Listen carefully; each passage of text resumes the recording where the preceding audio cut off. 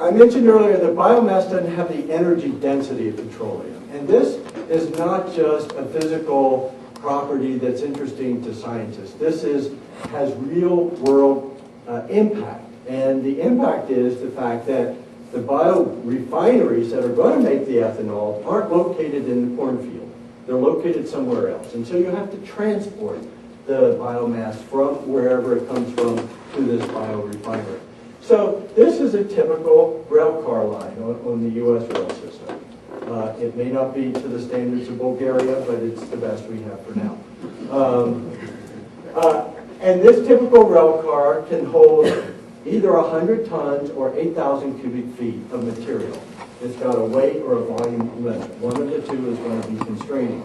So if I were a rail operator and I were moving bituminous coal, which is another dense energy material, I could load it only halfway and I would reach my weight limit, 100 tons.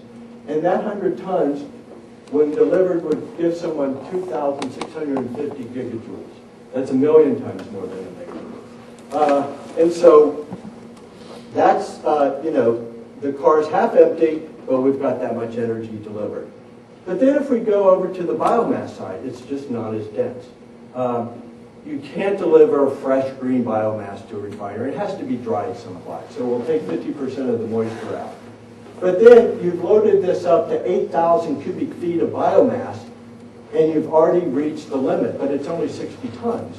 And the energy content of that biomass, just the heat content, is only 650 gigajoules. But then it has to be turned into ethanol. And so you're only going to get 385 gigajoules of ethanol out of that. So basically, the difference here is that this one train car of biomass is only going to deliver 14% of the usable energy than if it delivered a dense energy fuel like coal. And so, because biorefineries, again, they're not stills, they're highly capital-intensive complex operations, you can't build little ones. You have to build them at least of a minimum size. And a minimum size would be about 10,000 tons. That means they need 10,000 tons of biomass per day to make it of a size that makes sense.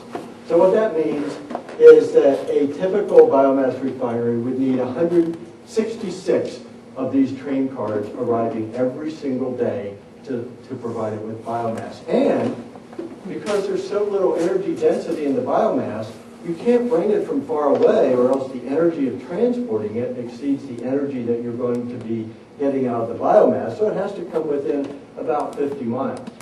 Now, I've never been to Iowa.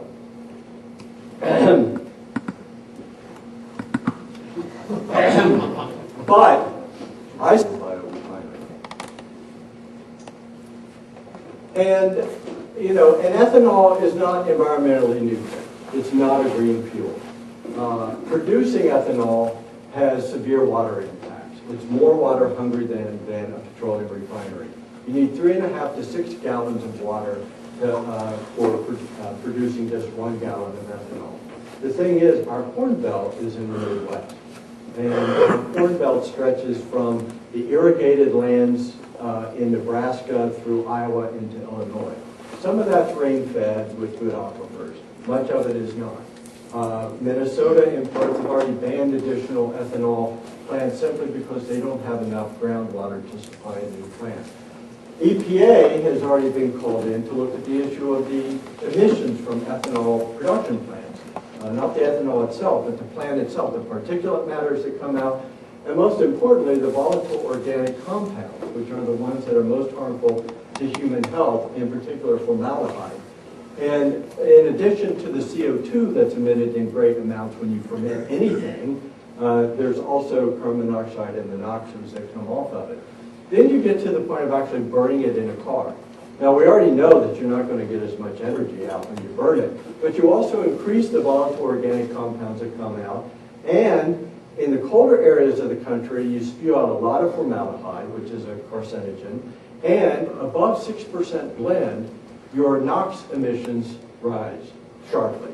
And that's why, for example, in California, we have strongly resisted the federal mandate for 10% ethanol, because we already have such a bad air problem here that we resist going beyond that 6% blend level. Now, biodiesel, in contrast, is actually a simpler process in making biodiesel. There's not all of these high energy processes such as distillation, but nonetheless, it's still a complex industrial process. At the most simple, you take a vegetable oil or an animal fat, they're all lipids, and an alcohol. In this case, it's usually methanol or ethanol. And you mix it in with a catalyst, and the catalyst is usually sodium hydroxide or potassium hydroxide, which we commonly know as lye. And this splits the molecules into alkyl esters, which is what we call biodiesel by definition, and glycerin, which is a raw material used in soaps and cosmetics and other things, and that's removed. There are national standards on biodiesel of certain purity. Biodiesel does have high cetane, that's the quality like octane in diesel that makes an engine run well, and good lubricity, the lubrication properties within an engine. And so it can be used from a 1% blend up to 100%. And there are many plants that you can get biodiesel oil, the raw vegetable oil from. The king of them all, and where all the attention's focused, is on the oil palm. The oil palm, and you'll notice here coconut, avocado, Brazil nuts, and jatropha. The 5 top producers of oils for vegetable oils are all tropical plants. What that means is in Europe and the United States, we can't grow it, and therefore we can't get the benefits of such of a yield. Olives only grow in Mediterranean climates. There's only 5 of those regions in the world. In the United States, we primarily use soybeans. So at 50 gallons per acre yield compared to 625 for oil palm. In Canada, because it's a colder climate, and also the EU, their primary feedstock is rapeseed.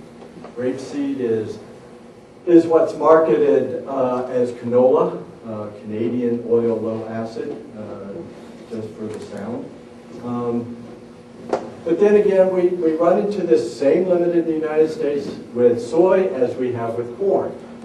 The red line is all the distillate fuel oil used in the United States. This is our diesel fuel.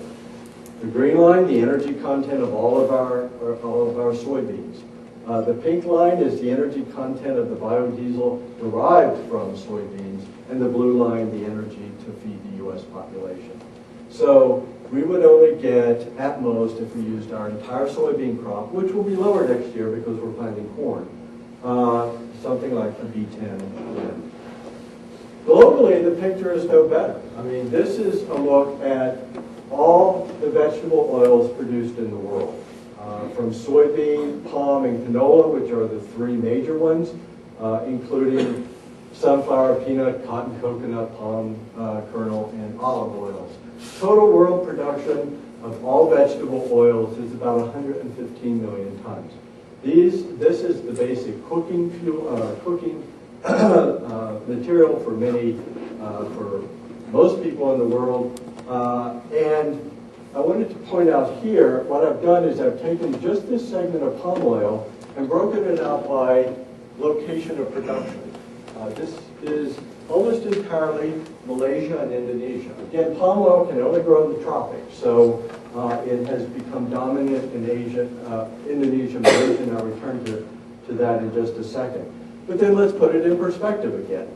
If you take, adjusting for the lower content of these vegetable oils, if you look at this entire 115 million tons in terms of oil equivalent, it's 1.5 million barrels a day. Total global diesel consumption is 21 million barrels a day. So basically, if we took all the edible vegetable oils in the entire world and blended it into diesel for biodiesel, we could get a V8 blend, an 8% blend of biodiesel. But